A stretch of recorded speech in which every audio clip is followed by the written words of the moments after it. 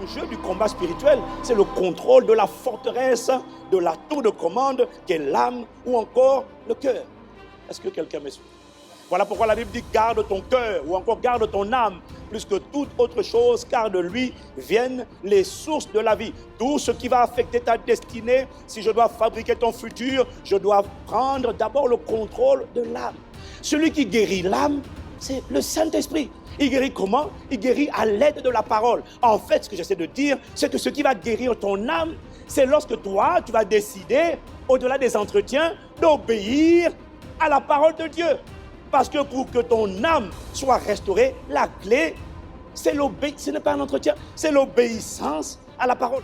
Guérir son âme, c'est quoi? C'est prendre l'âme comme ça. Tu prends le volant et tu dis, tu viens ici, on va là. C'est un combat intérieur. C'est un combat que tu vas mener parce que tu sens que ta chair te pousse à résister. Parle à la montagne, parle à ce squatteur et tu l'identifies par les œuvres qu'il manifeste. Si tu sens que c'est la mélancolie, tu parles à l'esprit de mélancolie, de tristesse. Si tu sens que c'est le rejet, parle à l'esprit de rejet. Tu lui dis au nom de Jésus, je ne t'appartiens pas. Désormais, mon âme, je l'ai donnée à Christ. Il est le maître de ma vie. Il est celui qui tient la commande. Tu n'as plus le droit de tenir la commande de mon cœur. Esprit de rejet, je te chasse de ma vie.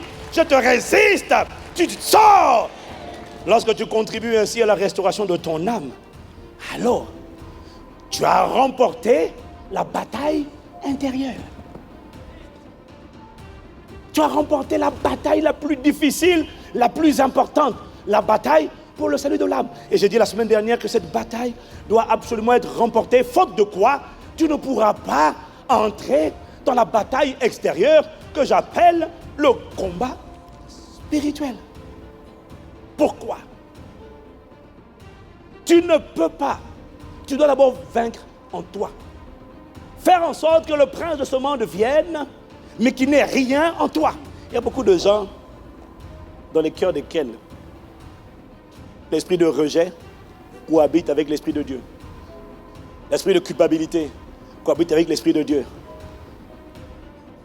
Dieu dit, tu n'auras pas d'autre Dieu devant ma face. Mais chez toi, il y a une cohabitation. Le Saint-Esprit est là. Mais il y a aussi un démon qui est là et qui se moque du Saint-Esprit. Mais toi, tu n'entends pas la conversation. Il dit au Saint-Esprit, on est deux, on cohabite. Tu ne seras pas son seul trésor. Moi aussi, je suis son trésor. Je suis l'esprit d'impureté sexuelle. Moi aussi, je suis là. On va cohabiter. Cet esprit dit non. Qui prend la décision? Toi. Et tu injuries le Saint-Esprit. Et quand tu as vaincu à l'intérieur, tu es qualifié pour vaincre, triompher maintenant à l'extérieur. C'est là. Le combat pour prendre possession de son héritage, c'est le combat extérieur. C'est pour ceux qui ont triomphé à l'intérieur. Un pays qui est confronté à une guerre intérieure ou encore une guerre civile ne peut pas mener une guerre avec un autre pays et espérer vaincre. C'est impossible. Si c'est vrai, dis-moi amen. Tu ne peux pas gérer une guerre civile, tu n'arrives pas à mobiliser les ressources et puis gérer en même temps une guerre extérieure. Comment tu fais? C'est impossible. Tous les croyants qui ont voulu en découdre avec ces entités sataniques, alors que eux, ils étaient des népios, c'est-à-dire des enfants soldats, c'est-à-dire des gens vaincus à l'intérieur, parce qu'ils n'ont même pas réussi à crucifier leur chair. Tous les chrétiens qui ont voulu jouer à ça se sont fait laminer et massacrer par le royaume des ténèbres. Ceux qui sont désavantagés dans cette guerre, c'est ceux qui ne savent pas opérer à partir du monde spirituel.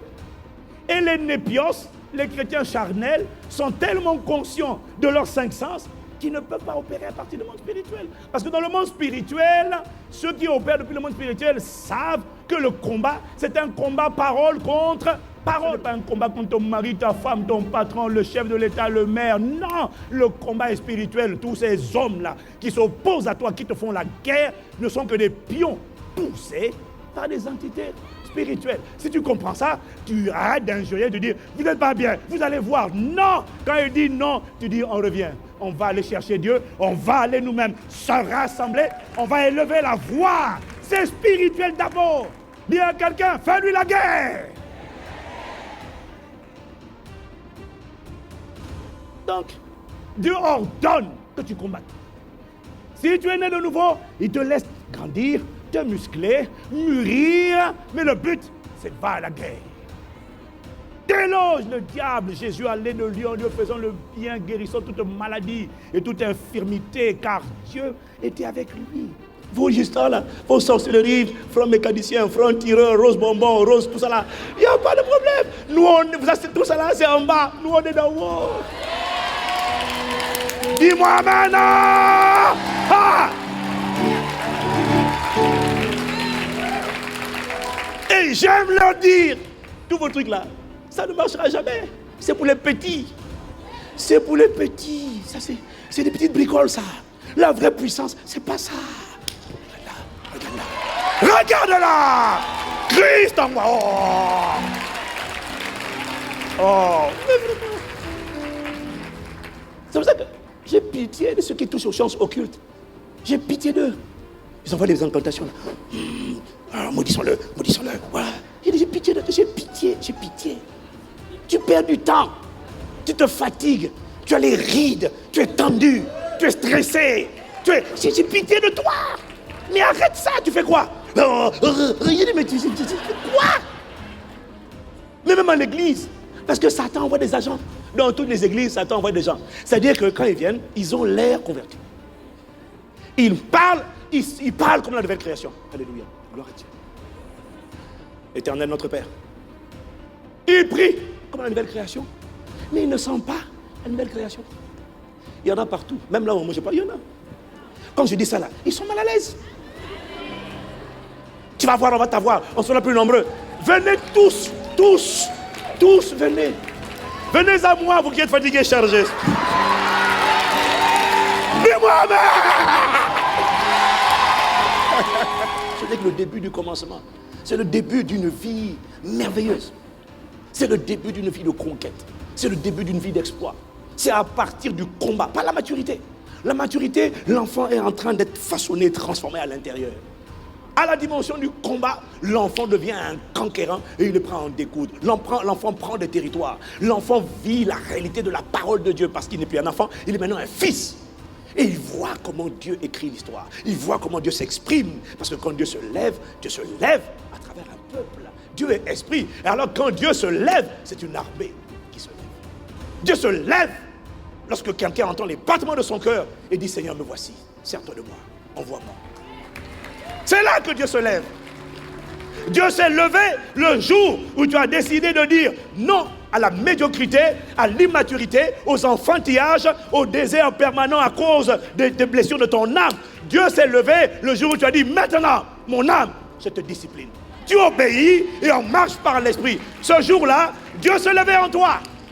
Oh, moi j'aime le terrain de la démonstration, parce que quand tu vas dans le combat spirituel, tu dis, excusez-moi, tous les grands maîtres que vous êtes ici, il y a quelqu'un là qui n'arrive pas à dormir, qui fait des cauchemars la nuit, qui entend des voix, il entend des voix qui lui parlent. Qu'est-ce que vous faites? Allez-y, réglez son problème. Tant que tu n'arrives pas à ça, vous êtes tous des parleurs. Il y a un cas là, il entend des voix, il dit, pasteur, les meubles bougent dans la maison, monsieur, les meubles bougent, est-ce que vous pouvez m'aider cette semaine dans les faits divers? N'as-tu pas vu les faits divers cette semaine? 2 filles de 13 ans, qui ont décidé de massacrer, d'assassiner la famille de l'une d'elles. Les médias disent, comment cela est-il possible? Tout le monde est paniqué. Il y a un psychologue, criminologue, 2 titres, hein, psychologue, criminologue. Il dit, c'est un cas hors norme. Je dis, frère, dans la Bible, c'est un cas normal. Les gens entendent des voix. Ils ne sont pas fous. Parce qu'on leur demandait, c'est quoi? Ils disent, ils entendent des voix. Alors on les met en prison. Mais la prison ne va pas les guérir. Ça va les soigner. Mais ces gens de personnes, tant qu'ils ne sont pas guéris, restent de potentiels récidivistes. Parce que la voix va revenir quand on va sortir de la prison. Le diable est malin. Quand il sait qu'on t'a mis en prison, il sait que tu ne peux plus opérer. Alors qu'est-ce qu'il fait? Il s'endort. C'est le jour où on libère ce pédophile. On disait, mais on ne comprend pas. Il disait qu'il avait changé. L'esprit s'était endormi. Parce qu'il savait qu'il ne pouvait rien tirer de bon avec lui. Dès que le gars on dit, mais apparemment son comportement a maintenant changé. Psychiatre numéro 1, que dites-vous? Avis favorable. Psychiatre numéro 2, que donnez-vous comme avis? Avis favorable, on va changer. Psychiatre numéro 3, avis favorable. On laisse sortir le fou. Et quand le fou sort, l'esprit qui est là renaît. Et il va abuser de nouvelles personnes. Pourquoi? Il n'a pas été guéri. Et tu vas voir, quand tu as un cas comme ça, quel que soit son pays d'origine, quelle que soit sa religion, quelle que soit son origine culturelle ou ethnique ou raciale, le nom de Jésus est le seul qui fait l'unanimité. C'est le seul. Dis-moi amen. Il faut qu'ils sentent que la terreur de Dieu est en train d'approcher. C'est ça qu'ils doivent sentir. C'est pas qu'ils sentent que non, devant Satan, c'est pas l'agneau. L'agneau, c'est devant ton frère, ta soeur. Devant Satan, c'est le visage du lion de la tribu de Judas. Chasser les démons, détruire les œuvres du diable, mettre dehors. Oh, dis-moi amen. Satan n'a pas besoin de plusieurs démons. Il a juste besoin d'introduire un seul avec lequel tu cohabites. Le seul avec lequel tu cohabites. Parce que lui, il est légal. Pourquoi il est légal? Parce que vous êtes liés. Parce que tu ne veux pas te débarrasser de lui. Tu ne le combats pas. Soit tu le protèges, soit tu le caches, soit tu lui obéis volontairement. Même les renseignements généraux connaissent ton dossier sur le plan humain. Réfléchis un peu. On sait quand tu es né, on sait ce que tu as vécu dans ton enfance. C'est pas vrai? Et tu penses que Satan a du mal à connaître les dossiers des gens? Quelqu'un vient et te dit, à tel âge, il t'est arrivé telle chose. Oh, c'est Dieu, c'est lui, c'est l'esprit, c'est ma grand-mère, c'est ma mère. Oh. Et lui, il est légal. Parce que c'est toi qui lui permet de rester. La cohabitation ou l'alliance confère des pouvoirs à l'autre partie. Et c'est à cause de cette relation de cohabitation qu'un esprit méchant que tu tolères dans ta vie a le droit, je dis bien légal, d'en inviter d'autres. Mais lorsque tu vois Saül, à cause de la jalousie qu'il a contre David, on est arrivé au stade où il tue, il assassine 80 sacrificateurs de l'Éternel, ceux qui l'ont, les ministres du culte, qui l'ont ordonné roi. Ce n'est plus l'esprit de jalousie. Ça veut dire que l'esprit de jalousie a ouvert la porte. Il a fait rentrer l'esprit de meurtre. C'est pour ça que je dis, tu ne sais pas ce que tu es capable de devenir, comment tu es capable d'être dénaturé, défiguré et poussé à poser des actes que tu n'as jamais pensé que tu pourrais poser. Parce qu'un esprit ne va jamais rester seul. Lorsque tu vois Absalom, juste à cause de l'amertume qu'il a contre son père, contre ses frères, quand tu vois Absalom basculer dans la rébellion, ça ce n'est plus seulement l'amertume, ça devient la rébellion, un coup d'état contre son papa, le roi David. Ce n'est plus seulement l'esprit d'amertume. L'esprit d'amertume a ouvert la porte à l'esprit de rébellion. Et quand tu vois que non seulement il fait un coup d'état, mais il décide de poursuivre son père pour le tuer, ce n'est plus seulement l'esprit de rébellion, c'est devenu l'esprit de meurtre. Ça veut dire que l'esprit d'amertume a ouvert la porte à un esprit de rébellion. L'esprit de rébellion a ouvert la porte à un esprit de meurtre. Tu n'as aucune idée de ce que quelqu'un est capable de poser comme acte quand il tolère un seul démon. Est-ce que tu ne vois pas que continuer de dribbler, continuer de mentir, continuer dans ce que tu fais là, est-ce que tu es le seul à réaliser? Tu ne discernes pas que ça va t'emmener dans une impasse? Parce qu'il n'y a rien de caché qui ne sera révélé. Tôt ou tard, on saura. Tôt ou tard, la vérité éclatera. Mais quoi? Mais la personne est sûre que ça ne va pas éclater. Même ce qui semble évident pour tout le monde, la plupart des gens peuvent prédire ce qui va se passer. Mais comme les yeux sont voilés, mon mandat aujourd'hui, c'est de réveiller en nous l'esprit de combativité.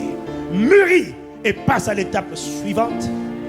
Parce que sinon, tu risques de subir et de te sentir impuissant, exactement comme le monde. Mais non, tu n'es pas impuissant, parce que ton Dieu ordonne que tu sois puissant.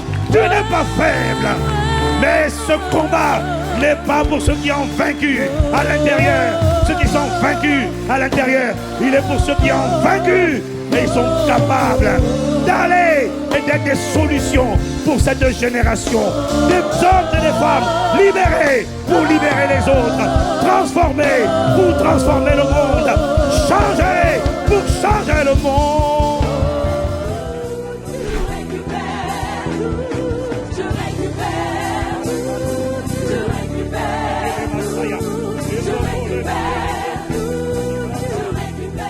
Et la première étape dans laquelle nous allons aller, c'est l'étape qui consiste à renoncer. C'est l'étape au cours de laquelle tu dois dire publiquement devant Dieu, devant les hommes et devant les anges que tu renonces au lien de sang. De là où tu es, tu vas récupérer. De là où tu es, tu vas étendre le bras de l'esprit. La foi va être activée. De là où tu es, à l'extérieur, tu vas récupérer.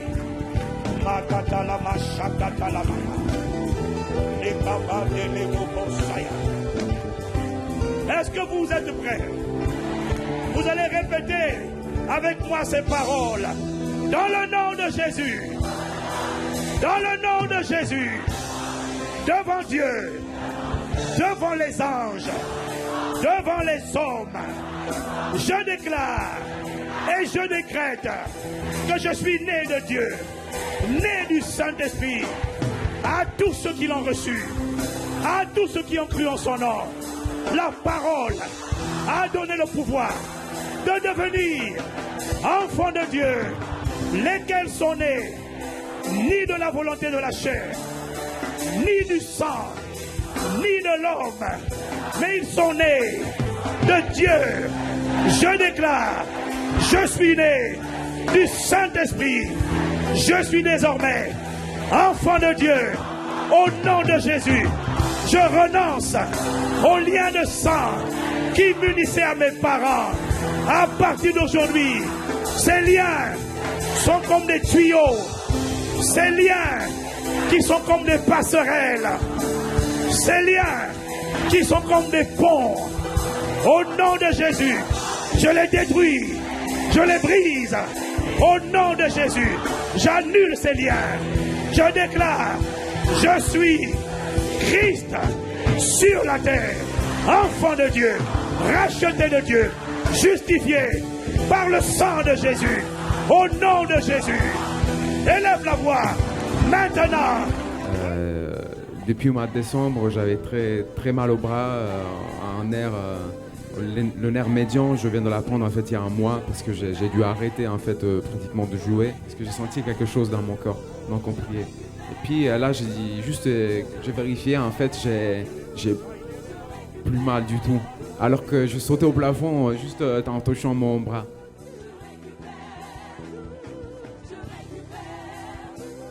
Moi, je viens témoigner parce qu'en fait, je suis mariée depuis 2006 et il y a 2 ans maintenant, mon mari et moi, on a eu des problèmes dans notre couple, on a même failli divorcer, il y a eu des violences de part et d'autre. Et je commence après à ICC depuis le mois de janvier. J'ai fait la formation 101 et là, je suis à la formation 201. Et pendant tout ce parcours, j'ai appris beaucoup de choses et je m'étais en prière et je priais beaucoup pour mon couple. Et le Saint-Esprit m'a mis à cœur de demander à mon mari de venir avec moi, en sachant que mon mari, ça fait 3 ans qu'il n'est pas allé à l'église. Pendant l'adoration, j'adorais en esprit et le Saint-Esprit me disait personne ne peut séparer ce que j'ai uni. Et pendant que je priais, on s'est pris la main. C'est des gestes qu'on ne fait plus. On s'est pris la main et c'était doux, c'était bien. Ça faisait longtemps que je n'avais pas ressenti ça.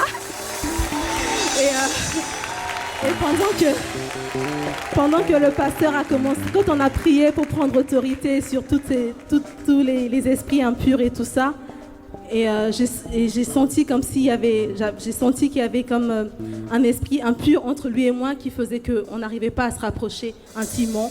Et aujourd'hui, c'est parti. Et donc, je remercie Dieu pour ça.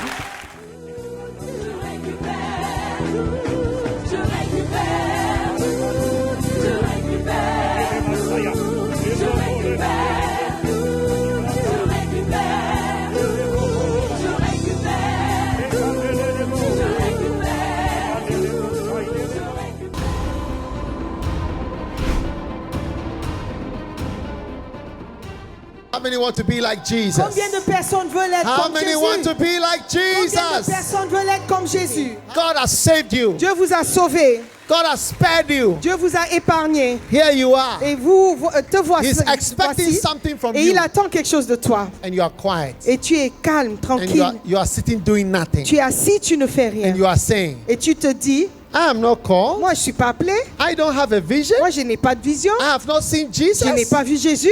As for me, En ce qui me I concerne, am ordinary. moi je suis ordinaire. But we Mais Christians, nous les chrétiens, even to travel, not to die, to travel from Paris même pour voyager, quitter Paris, to Kindia pour aller à Kindia or Ziguinchor ou à Ziguinchor or Banga ou à Banga in Liberia, en Libérie, au Libéria, or Divo or, à Divo or Daloa in Côte d'Ivoire, ou à Daloa en Côte d'Ivoire. or Yamoussoukro, you will not go. You will never Tu go. ne vas pas partir. You say, me? Tu vas dire moi, Why should I go there? pourquoi je devrais partir Am I là-bas? mad? Est-ce que je suis fou? Folle? That's the Christians today. Ça c'est le chrétien d'aujourd'hui. When I gave my life to be in the ministry, Quand j'ai donné ma vie pour entrer dans le ministère, I gave up everything. j'ai tout abandonné. A power came into Et il y me a une puissance qui est venue sur and moi came into my et ministry. qui est entrée dans mon ministère. Yeah. That power Cette puissance, is the power of the cross. c'est la puissance de la croix. Jesus said, Et Jésus a dit, take up your cross charge-toi de ta croix and follow me. et suis-moi. Follow me. Suis-moi. Take up your cross. Charge-toi de ta croix. Not Jesus' cross. Pas la croix de Jésus. You also have a Toi cross. aussi, tu as une croix. You have a price to Tu pay. as un prix à payer. There is no Christianity without a price. Il n'y a pas de chrétienté sans prix. You will have to pay the price. Il faut payer le prix. Many people don't like church. Beaucoup de personnes n'aiment pas Many l'Église. people don't like God. Beaucoup de personnes n'aiment pas Dieu. But you, Mais toi, you like God. tu aimes Dieu. You want God. Tu veux Dieu. You want to serve Tu veux God. servir Dieu. That's the call of God on Ça, your c'est life. l'appel de Dieu sur ta vie. It's time to say yes. C'est Le conquérant dont Dieu parle, c'est déjà un homme qui est positionné, qui est un roi, qui est un dominateur, qui a la mentalité des gagneurs d'avance. Ce n'est pas n'importe qui. Ce n'est pas quelqu'un qui est en train de fabriquer des choses. Non. D'abord, il faut que tu sois sûr de ça. Une race élue. Tu fais partie des rois, des dominateurs. Ça, c'est très important que tu comprennes. Sans cela, frères et sœurs, tu vas partir, mais les choses vont t'effrayer. L'intimidation va te bloquer. La peur va te paralyser. Nous sommes positionnés au-dessus déjà. Au-dessus de quoi? De toute domination, de toute autorité, de toute principauté, de tout nom qui se peut nommer dans le siècle présent. Nous sommes positionnés, nous sommes dans les lieux célestes, positionnés dans l'autorité. C'est ça le conquérant. L'identité est liée à l'autorité. Du moment que l'on sait qui on est en Christ, on sait ce qu'on peut faire, ce qu'on est capable de faire et ce qu'on n'est pas obligé de subir. Pour eux, pour l'armée d'Israël, pour Saül, pour tout le reste du peuple, Goliath était un problème. Un grand problème, un gros problème. Grand, gros, persistant, insultant problème, mais c'était un problème. Donc tous regardaient Goliath et disaient, mon Dieu, quel problème. Mais David, lui, il est venu, il regarde Goliath. Tout le monde dit, quel problème? Et David dit, quel projet? Tu n'as pas un problème de maladie, tu as un projet de guérison. Ah! Tu n'as pas un problème de pauvreté, tu as un projet de prospérité. Ah, tu n'as pas un problème de célibat, tu as un projet de mariage. Car la Bible dit que l'Éternel a 7000 hommes qui n'ont jamais fléchi le genou devant ma. Ah, dis à ton voisin, j'ai un projet, j'ai un projet. Tu n'es pas obligé de tolérer la délinquance juvénile dans ta famille. Tu n'es pas obligé de tolérer la drogue dans ta famille. Tu n'es pas obligé de tolérer le divorce dans ta famille. Tu n'es pas obligé de tolérer la sorcellerie dans ta famille. Le salut de ta part, c'est ton héritage. C'est ton héritage. C'est ton héritage. Les armes avec lesquelles nous combattons sont puissantes pour renverser les raisonnements. Ce sont des raisonnements de toute hauteur. qui s'élèvent contre la connaissance de Dieu. Ça veut dire que ces raisonnements-là t'empêchent de connaître Dieu. Et c'est pourquoi il dit ceci. Il dit quand vous êtes esclave, il dit l'esclave ne demeure pas toujours dans la maison. C'est-à-dire quand votre esprit est captif, il vous sera très difficile de demeurer dans les promesses de Dieu. Nous sommes appelés, mais pour des œuvres. Et la Bible dit que les hommes voient vos bonnes œuvres pour glorifier Dieu. Vous pensez que si les œuvres que nous devons produire sont identiques ou semblables à celles des humains, vous pensez qu'ils vont glorifier Dieu? C'est l'onction qui nous enseigne. C'est l'onction qui va te donner toute la sagesse dont je parle. C'est l'onction qui va faire la différence. C'est l'onction qui va t'amener à réaliser les exploits. Tu peux être fils de Dieu, tu as donné ta vie à Jésus, mais tu n'effraies pas le diable. Quand tu parles aux démons, ils te regardent. Ils ne sont pas effrayés. Mais ça ne remet pas en cause ta nature divine. Tu es né de Dieu. Tu es fils de Dieu. Tu es la fille du Seigneur. Mais il y a des combats que tu ne peux pas gagner parce que tu n'as pas le revêtement. Tu n'as pas l'onction. Donc pour que Jésus commence, il est parti jusqu'au revêtement. Certains se contentent de la plénitude. Élisée, qui est un homme totalement normal, pour accomplir son destin, qui était de remplacer le prophète Élie, ce qu'il reçoit, ce que Élie lui a dit, si tu veux partir, que tu prends mon manteau. Un manteau, c'est un vêtement. Amen. En parlant du manteau, c'est vrai que peut-être dans cette histoire, physiquement, il s'agissait d'un manteau, mais sur le plan spirituel, on parlait d'un revêtement. Quand je m'induis d'huile, je me revêts d'huile. Le manteau vient couvrir. L'onction, être rempli du Saint-Esprit, avoir l'onction, c'est pas pareil.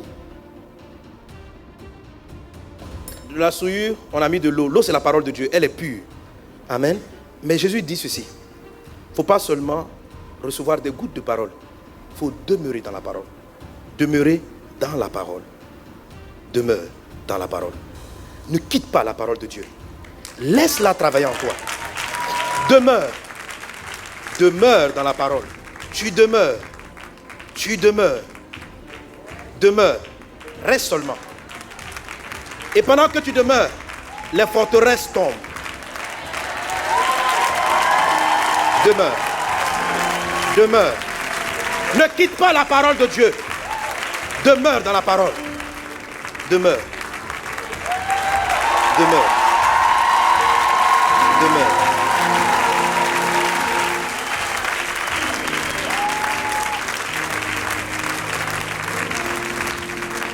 Wow. De l'eau limpide. À l'issue de cette conférence, tu dois mettre de l'ordre dans ta vie. À l'issue de cette conférence, tu dois mettre de l'ordre dans ta vie. Tu n'es pas trop faible pour ne pas changer. Non, il y a un dépôt à l'issue de cette conférence. Oh mon cœur, restaure-le. Mon esprit, mon esprit. Oh mon esprit, fais-le, fais-le, fais-le, fais-le, fais-le, fais-le, fais-le, fais-le,